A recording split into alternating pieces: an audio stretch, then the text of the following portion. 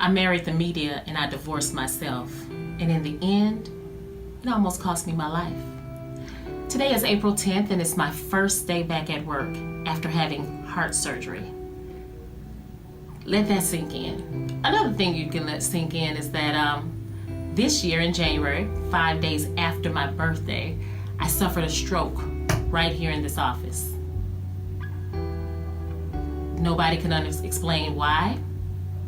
I definitely could not. Honey, I thought I was fine and young and fabulous. And my body said, Doctors couldn't find the reason for the stroke, not initially. And everybody said it was because I was too thick and too stressed. And I was moving too fast. Moving too fast. That's been the story of my life. Too darn fast, indeed, and needing to slow down in a major way. But we all think we're invincible, don't we? Since my latter teens, I've been living the fast life, in love with my red lips, my name, Nakia, and my high heel shoes. I rock my stilettos all the way to the top, baby. But when you don't take care of yourself, you can crash and burn, and life can come to a screeching halt. It did for me. Here is my story. This patient is a 43-year-old African-American female who probably has pseudotumor cerebri. The patient has lost 15 pounds, and she knows that weight loss is the best long-term treatment of the disorder. Her current BMI is 32.49, period. Next slide. An MRI scan was performed which showed the radiographic finding of increased intracranial pressure of the partially empty cella. Laboratory studies for the usual suspects was performed, including quantiferon, treponemel, ACE, which were all negative. Lumbar puncture is going to be performed to try and meet the modified Danby criteria. She reportedly had stroke in the young person, but there was no evidence of ischemic infarction on the imaging study, and that homonymous hemianopsia in January 2018, for which she was admitted at Memorial Hospital, reportedly only showed a right occipital infarction, period. Next slide. This was not visualized on our imaging study, and we will bring this to our neuroradiology conference to try and adjudicate this question. So what happened to me? Weight gain. So you're just talking about the pseudotumor. Pseudotumor. The stroke thing, we don't know what happened to you. We don't know what happened. That's right. But no new stroke, so we're just watching you. So could that stroke before that they saw that day, that infarction, could it be gone off the charts now? Like they disappeared? Yes. I thought it'll always stay, that dead spot will always stay. It's sick, which we call ischemia. If it's killed, we call that an infarct. Okay. So it can be sick, ischemia, and not die. And yours didn't die, and you got your vision back. So that's sick. So that's the better one? That's the better one. That's a better one? Ischemia, but not infarction. Infarction is dead. Ischemia is just wounded. Wounded. The wounded got up and got better. All right. We didn't see no dead soldiers. All right. We coulda, but we didn't. But we did. No dead soldiers. You heard what Dr. Lee said. So I decided I needed to stop with the woe is me and get up and fight. Over the next couple of months, I was like barely unrecognizable. I had various tests, including sleep apnea tests, seeing heart specialists, getting EKGs, and always making sure that people explained to me what was happening to me. What did I just have? You just had a lumbar puncture, which is placing a small needle into the thecal sac to get out cerebral spinal fluid, and also to measure your pressure. Thanks to Blue Cross Blue Shield, I had the Rolls-Royce care of specialists, starting with gynecologist Dr. Chandra Higginbotham, who went above and beyond to help me connect the dots. Dr. Andrew G. Lee, neuro-ophthalmologist at Houston Methodist. Dr. Mimi Dang, neurologist at Memorial Hermann Healthcare, and Dr. Sanjay Maniar, the man who helped save my life. He took a second look when everything else was passing to find out eventually what was wrong with me. Dr. Maniar outfitted me with a heart monitor to wear for 30 days, and so we can get some definite answers for things, which we did. And you know what? I found some fun ways to kind of look at everything and take it all into perspective. I actually call these little devices my Mace and Puffy, or Puffy and Mace, number 1 and number 2. And if you know anything about hip hop, you know that Puffy and Mace on one of these on one of the videos they had on the shirts, number 1 and number 2. I just love that all the time. So these things, I keep this on my chest, and we always want that light to be on. And what we do here is I monitor it with this. This looks like a cool phone, right? It is. It's a Samsung phone. You see that? This is a Samsung phone that tells the doc, what's going on, and it's monitoring me at all times. So I can show you how easy it is for me to change out Mace. I'm changing out Puffy. I'm gonna put on Mace, right? I'm gonna take this bad boy off, and forgive me, but we're all adults here. I take this off, I pop the new one on, and I can really do this right here in my office.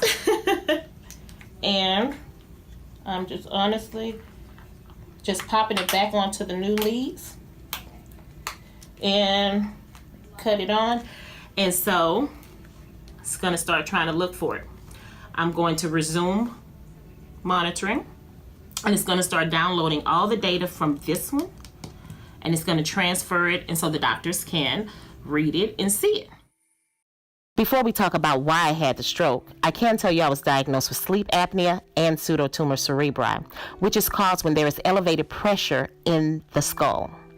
It can cause blurred vision, memory loss, and headaches. And it is something that many African American women face without knowing it when they're overweight. For me, that's treatable. But what happened with my heart and the stroke, it was something that I was born with. So you're born with a hole in your heart called the foramen ovale. That's what allows you to, when you're in the womb, allows you to have blood flow and circulation and have that sort of thing. Over time, when you take your first breath, the amount of oxygen that you get begins to close that hole. And in some people, that hole does not close completely. My hole never closed. So basically, I was just a ticking time bomb waiting for something to happen, if you will. For me, that something was returning to work after being out for 3 days with the flu, knowing that I had not healed. I was in my office coughing and hacking until my vision went blurry. My coworker rushed me to the hospital, and after I was diagnosed with my stroke, then found out that I didn't have a reason why, I became a fixture at the Texas Medical Center. And from there on, I ended up in the hands of Dr. Richard Smalling, and as you can see, I'm very lucky. Started with the steering committee for the research. He participated in the research trials for about 10 years. And then once all the data was collected, he went and sat in front of the FDA for 3 days to get approval for the procedure, which they got. So I'm in the best possible You're in the hands. best possible hands. He's fantastic. It's over for me. His staff then explained how simple the procedure would be to fix me. Scary, but simple and very relieving. Sometimes, if you're dehydrated I was severely dehydrated. or being immobile, all those, they can cause you to have develop clot. The theory, probably what most likely happened, you got the clot, it went up your IVC into your right atrium, went across the shunt, the hole you have, to your left atrium, and then went out to your body, and in your case, it went to your brain. Okay. Okay? So what we do, this is a procedure, pretty minimally invasive. We're going through a vein, so we're not going through an artery, which has a higher chance of bleeding. Veins are easier to control. Okay. So we go through the vein into this right side of the heart. So with the catheter, we poke across that hole that you already have, and we deploy the device. We bring it back, we deploy the device on the other side, and then your hole is closed. That's it? That's it. And we come out, and you're done. You stay overnight, you'll get an X-ray in the morning, and well, pretty much just a 24-hour stay. So I'm fixable. You're fixable. The genius, my savior, Dr. Smalling, took over from there. we did a trial looking at people that had strokes like yours who didn't have any other causes for strokes and any blockages in their arteries or irregular heart rhythms or clot in inside their heart. And they were randomized to either get medical therapy to prevent another stroke or to get a device closure of the hole in their heart. And it took about 15 years for us to get enough events of people having another stroke afterwards to demonstrate that if you got a device put in, you had a 70% reduction in the recurrent stroke rate. Okay. So big difference. It looked like it's a major thing, particularly if you're young, and you're young. So that's why we think it's the right thing to do. And there have been 3 other trials now published that show the same thing. And 2 of the trials showed 100% reduction in recurrent stroke. So 100% reduction? that's what the other 2 trials showed. If we get it closed, it will go away. Okay. But it still doesn't mean you won't have an irregular heart rhythm or you won't develop blockages in the arteries going up to your brain and so forth. So you need to be on some cholesterol medicine. Yes, Atorvastatin. All right. And keep your blood pressure controlled, not smoke, and lose weight. Mm-hmm. All of you. I don't smoke, but how I much lose you gonna weight. lose? Are you? That's I said I need to lose 30 more pounds. 30 more pounds. Mhm. All right. So that's what you're gonna do. You promise. I promise. Promise yourself. Sure. I don't want to be back through this. All right. So when would you like to do this? It's whenever you say. It's go time. And go time was exactly 7 days later. The crew at Memorial Hermann came and got me, made me laugh, and they fixed me. You know, Dr. Smalling fixed my heart, but there were still so many things that I needed to fix about myself. Number 1, my lifestyle. I had been so busy running around trying to climb the ranks in the newsrooms that I was putting my own health and well-being on hold. When I was an intern, I wanted a job. When I got my part-time job, I wanted to become full-time. When I became full-time, I wanted to be the senior producer. When I became the senior producer, I wanted to change stations. When I changed stations, I wanted to become a manager. And proudly, I became that manager, becoming the first African-American person to manage a website at a Houston television news station. In fact, there are only a handful of minorities to do so across the country. You know what? This black girl magic was unstoppable and came to slay all day. But my ambitions didn't stop there. I launched my own blog site, newswithattitude.com, co-founded an organization, Sister to Sistah, which helps young college women of color. I am on the board of directors for the Houston Greeters. I am the vice president of multimedia for the Houston Association of Black Journalists. I've spoken on more than 24 panels nationally and locally on digital and social media. I've been featured in the Houston Chronicle, Black Doctor, about health and fitness. Yeah, they would probably really love to talk about this episode now. I've been featured in USA Today. Another shining achievement was being featured in Black Enterprise magazine with my Sister to Sistah co-founder and best friend, Rebecca Briscoe. And I was also just profiled in Equal Opportunity magazine about diversity in digital media. So, I'm very proud of all of the things that I've done. But, listening to that list, it makes you tired. I know it makes me tired. I was a wild child in my 20s, and my larger-than-life personality led my family to take me to the Richard Bay Talk Show in 1996. You are something else. In fact, you are so much something else that I think I'm going to have to take a break to even deal with you. We'll be right back with you. Kia! But as you can see, I turned out all right. I stopped worried about making fast money and started worried about making major moves. After graduating from college, I threw myself into my work.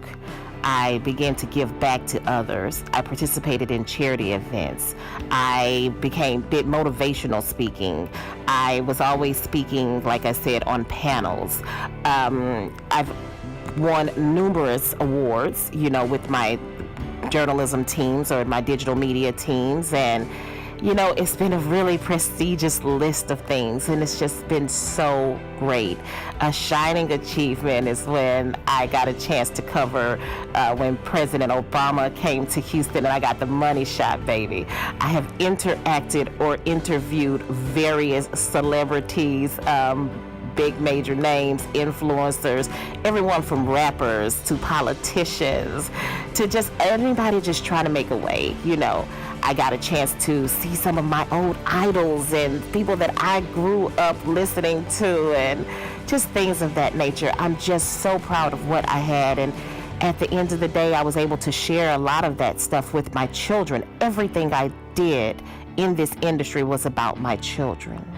And in the end, all I cared about was my kids. None of this mattered to me.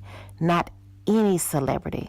Not any panel. When you are strapped to an table, an operating table, and you're about to have surgery, or you are being slid into yet another MRI tunnel, you go back to your kids in mind. So, you know, as Dr. Smalling suggested for me, he told me to lose weight. So, I don't know. I'm going to let y'all be the judge of it. You know, hey, I'm thinking that I'm getting it back and put my high heel shoes on again. So that's a great thing. But one thing I do really want to share with you that's like just so totally serious and once again about my kids. On that day, on the day of surgery, they told me, Miss Cooper, it's time. And they came and started wheeling me off to the operating room 8 days ago. And I felt like I hadn't said the right things or hadn't said enough to my children.